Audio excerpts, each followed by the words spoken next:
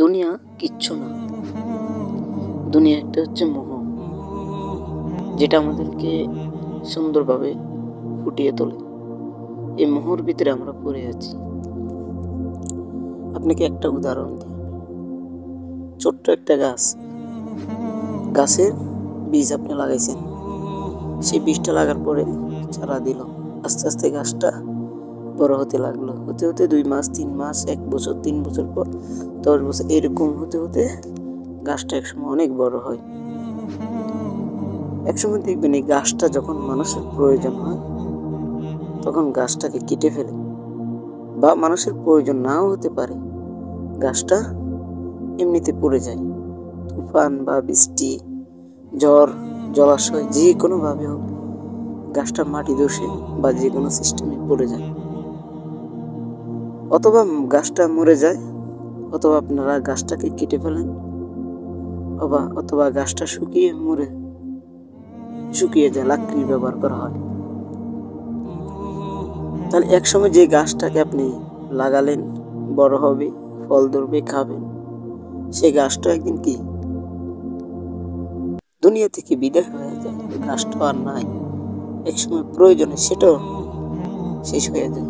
এরকম ভাবে মানুষের জীবনটা এমন যে যখন মানুষ আস্তে আস্তে বড় হতে লাগে, যখন সে আস্তে আস্তে বৃদ্ধ বয়সে যায়, তখন সে তার অনন্তকালের জীবন, যে ছোট্টকাল থেকে যে জীবনটা সে লালন পালন করে আসছে, সেই জীবনটা দুনিয়া থেকে বিদায় হয়ে যায়। অনেকেই আছে বৃদ্ধ হওয়ার আগে মৃত্যুবরণ করে, অনেকেই আছে জন্মের পর 2-1 দিন পরে মারা যায়। এরকম অনেকে আছে। তো দুনিয়াটা হচ্ছে একটা মোহ।